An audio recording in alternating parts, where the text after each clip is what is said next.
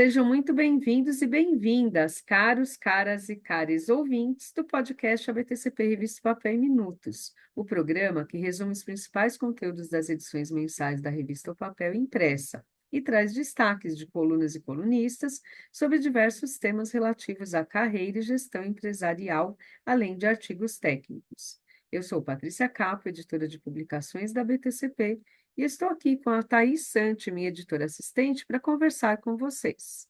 É uma grande satisfação estar aqui, Patrícia, com você e nossos ouvintes para apresentar mais um programa.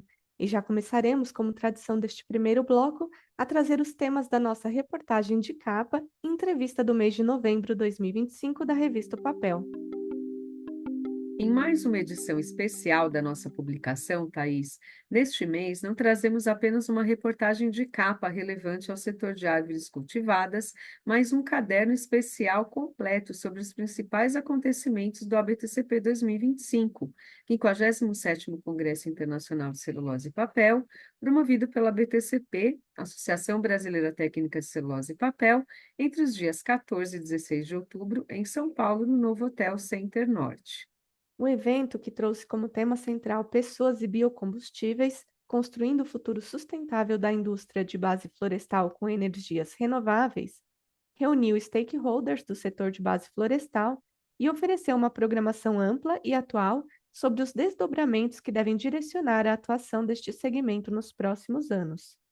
O alinhamento da pauta central do ABTCP 2025, com as particularidades do contexto no qual a indústria de celulose e papel está inserida, foi evidenciado por Paulo Silveira, presidente do Congresso ABTCP e diretor industrial da Regional Sul da Suzano.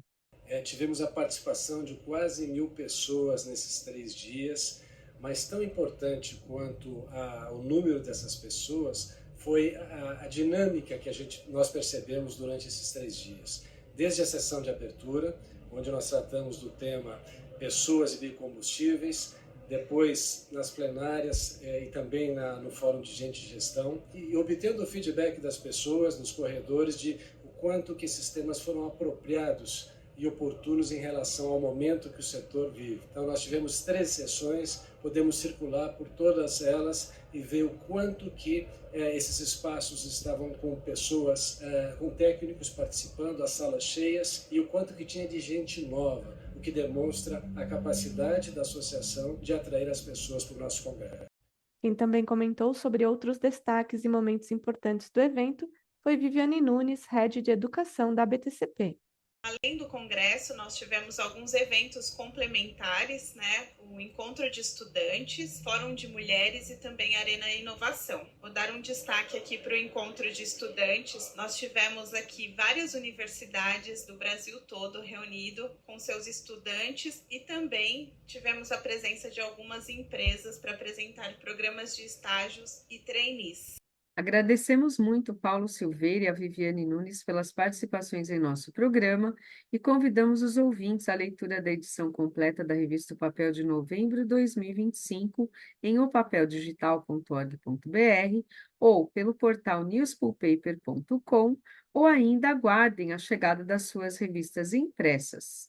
Meu grande abraço para a Viviane e o Paulo Silveira, que estiveram conosco diariamente durante o evento, fazendo ao final de cada dia um balanço geral da programação apresentada. Vale lembrar, para quem não esteve presente ao ABTCP 2025, que os vídeos com coberturas diárias do evento estão disponíveis para os ouvintes assistirem no canal do YouTube do portal newspulpaper.com. Fica a dica de que vale conferir lá. E também temos no newspulpaper.com uma galeria de fotos sobre todos os momentos marcantes deste principal evento anual da BTCP, voltado aos profissionais do setor de base florestal. É muito conteúdo, Thaís, e em multiplataformas para os nossos ouvintes, demonstrando que a BTCP está alinhada com o futuro da comunicação impressa e digital, sendo esta última disponibilizada em redes sociais, YouTube, podcasts e portal de notícias. Isso mesmo, Patrícia. E vamos então passar agora para a nossa entrevista deste mês, publicada no formato de um perfil profissional, elaborado com o protagonista do ABTCP 2025, o estudante que teve seu trabalho técnico melhor avaliado na sua categoria deste 57º Congresso Internacional de Celulose e Papel. Ele é Rafael Carvalho do Lago, pesquisador de pós-doutorado da Universidade Federal de Lavras, Minas Gerais, que desenvolveu uma pesquisa sobre hidrogéis sustentáveis à base de resíduos de tubos de papel para fins de plantio. O trabalho partiu do propósito de estimular a economia circular no setor, utilizando resíduos da indústria de papel como matéria-prima, como comenta o Rafael em nosso programa. O objetivo principal do trabalho é propor soluções alternativas para a continuidade da produção agrícola, que se encontra em constante crescimento, por meio da produção de hidrogéis sustentáveis, capazes de reter água e liberar nutrientes, possibilitando a hidratação do solo em períodos de estiagem, reduzindo assim o consumo excessivo de recursos hídricos e também a contaminação de solos e nascentes pelo uso excessivo de fertilizantes. O projeto conversa ainda com os princípios de ESG, propondo a economia reversa, ao utilizar os resíduos da indústria de papel como matéria-prima para a produção dos hidrogéis. Como principais resultados obtidos até o momento, nós confirmamos o potencial de obtenção de hidrogéis a partir de resíduos da indústria de papel, com uma estrutura fortemente reticulada e alta capacidade de entumecimento e retenção de água. Os testes em vivo confirmaram ainda a efetividade do uso desses hidrogéis para a germinação de sementes de café e micropropagação de mudas de eucalipto, em substituição aos substratos convencionais como a água e a vermiculita, por exemplo. Já como estudos futuros e em andamento, nós propomos também enriquecer esses hidrogéis com micronutrientes e estudar a cinética de liberação, testando assim a sua ação no plantio de mudas de café e eucalipto, que são duas das culturas de maior importância nacional. Além disso, estudos envolvendo a secagem do material já estão sendo desenvolvidos, de modo a facilitar a sua aplicabilidade comercial. Parcerias com empresas do setor agrícola também estão sendo firmadas. Com os nossos agradecimentos e parabéns ao estudante da Universidade de Lavras, Minas Gerais, Rafael Carvalho do Lago, premiado neste ABTCP 2025, vamos encerrar o primeiro bloco do nosso Papel em Minutos, edição de novembro, da revista O Papel. E reforçamos o nosso convite aos ouvintes para lerem todas as matérias do caderno especial sobre o ABTCP 2025, que está imperdível. E este segundo bloco do nosso programa é dedicado aos destaques de colunas e colunistas, os especialistas que falam sobre diversos temas relevantes às empresas em nossas edições impressas da revista O Papel. Nossos colunistas desta edição são Lien Mendes, que fala sobre carreiras, e Rogério Parente, que escreve sobre a competitividade nas organizações e suas tendências na gestão. Este mês, nossa colunista de carreiras, Lien Mendes, traz o artigo intitulado com a seguinte pergunta aos líderes: você comemora as suas conquistas? Sim, Thaís, de acordo com o que a Lien vem identificando em suas consultas à liderança, observa-se um bloqueio, uma barreira psicológica, digamos assim, entre muitos líderes para que possam se autovalidar, se dar o direito de comemorar as conquistas de resultados. Então, eu convidei a minha querida Lien para explicar aos ouvintes e para nós por que isso acontece. Seja bem-vinda, Lien, e obrigada por aceitar o nosso convite para estar aqui. Oi, Patrícia, eu que agradeço o convite, é sempre muito bom estar aqui com vocês no podcast, com todos os nossos ouvintes.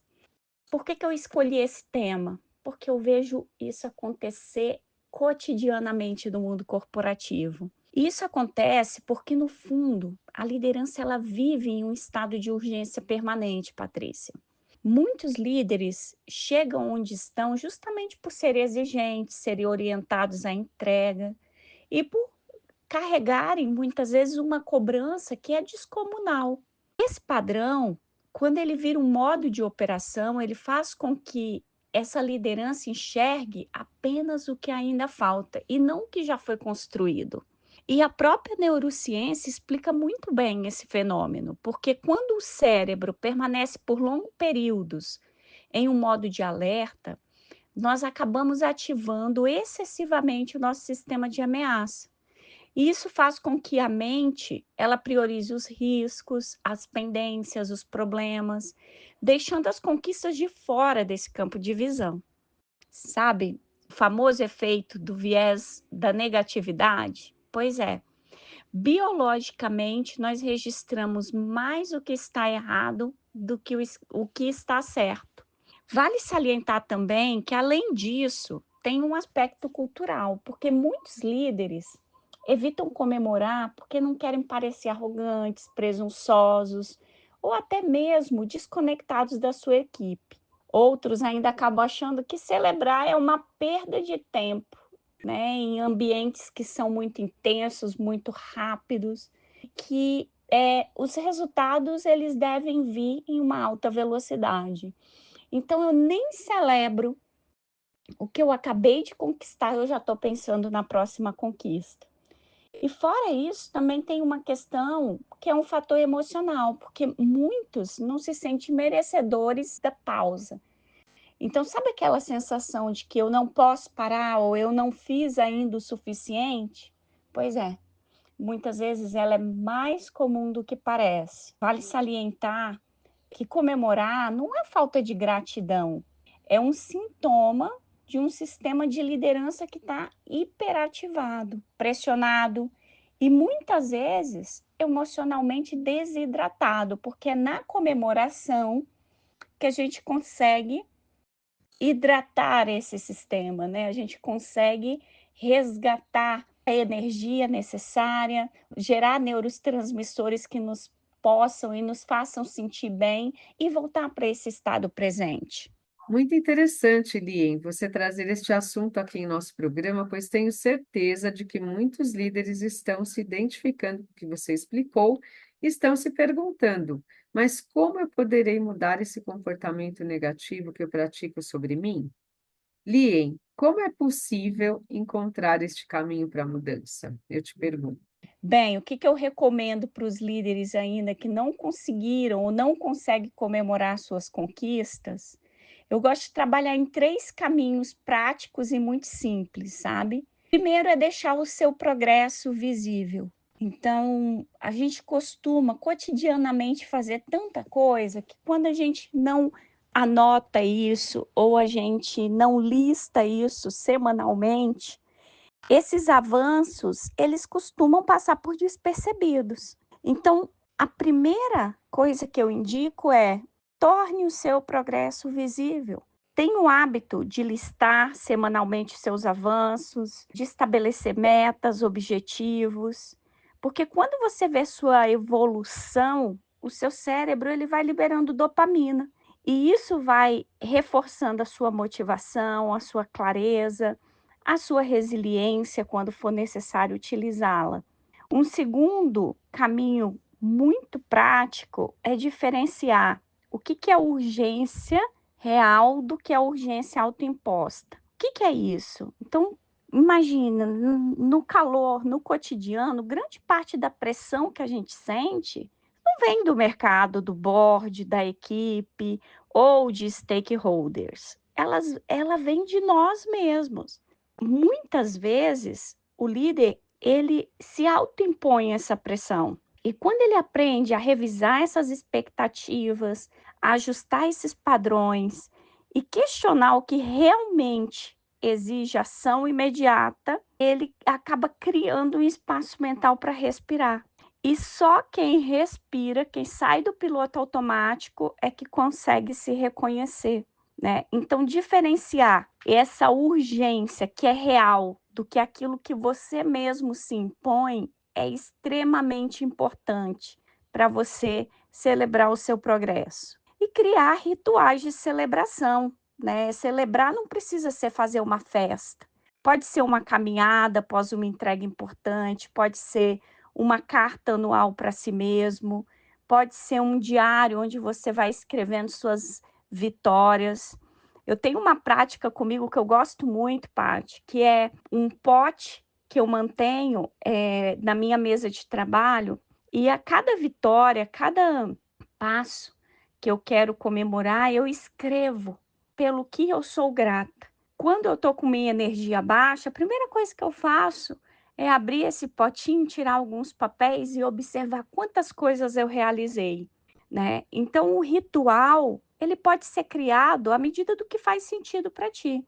Mas esses rituais, eles têm um objetivo de organizar a nossa mente, de proteger a nossa saúde emocional e também de renovar essa energia de liderança, porque neste exemplo que eu te citei, né, quando eu acho que eu não fiz o suficiente, eu vou lá e observo tanto de coisa que eu já fiz, e isso me resgata.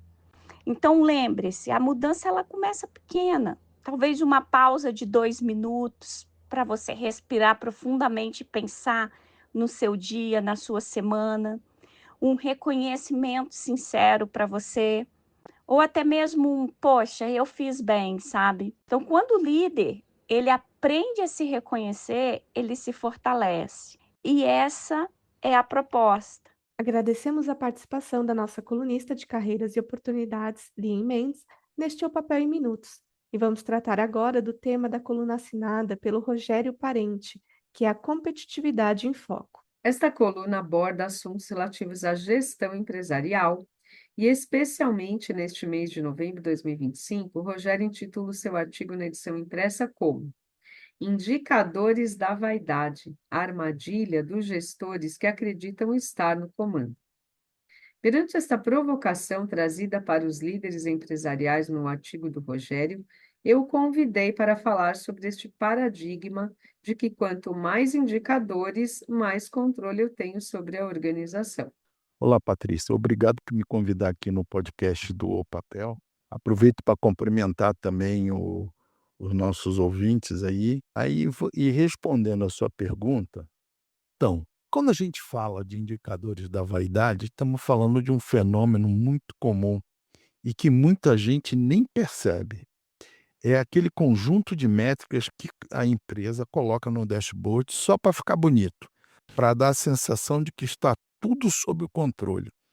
Mas na prática, não serve para orientar decisão nenhuma. São números que impressionam, mas não explicam nada. Eles brilham na apresentação, mas não mudam o dia a dia. É aí que está o problema. Eles bagunçam a gestão, desviam o foco e criam a ilusão de que a organização está acompanhando tudo direitinho, quando na verdade está só colecionando dados inúteis. Um bom indicador deve ter 3 coisas fundamentais: propósito claro, conexão com a estratégia e capacidade de gerar decisão. Se isso não houver, ele é apenas um indicador de vitrine, ou seja, foi colocado lá para demonstrar que aquela área, ou aquele departamento, ou aquela empresa está com muitos indicadores positivos, mas são indicadores que não estão auxiliando ele na tomada de decisões. Na realidade, eles geram um excesso de informação que atrapalha e não ajuda, ou seja, ruído na organização. Um exemplo: monitorar curtidas em redes sociais, mas não acompanhar a conversão de clientes, não ajuda ao departamento de vendas a vender mais. Pelo contrário, vai ter a sensação de que tem muita gente dando curtida nas redes sociais, mas vai ficar aquela sensação: e por que não vendemos mais? No fim, Patrícia, a pergunta que importa é simples. Esse indicador ajuda a empresa a aprender e agir melhor? Se não ajuda, é só decoração. Em um mundo onde a competitividade depende do foco, disciplina e leitura fina da realidade, não há espaço para números que só servem para construir aparência. Indicadores existem para gerar a clareza e não para alimentar o ego. Se eu falar mais, eu vou estar dando spoiler do artigo. Então, convido todos os ouvintes a lerem o artigo. Um grande abraço, Patrícia. Um grande abraço, Rogério. E vamos encerrando assim este segundo bloco do nosso programa.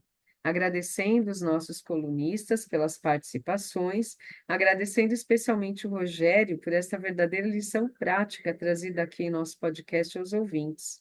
Acessem opapeldigital.org.br e confiram este artigo imperdível da coluna Competitividade em Foco e muito mais publicações contidas nessa nossa edição especial de cobertura do ABTCP 2025, 57º Congresso e Exposição Internacional de Celulose e Papel, e é o principal evento anual da associação.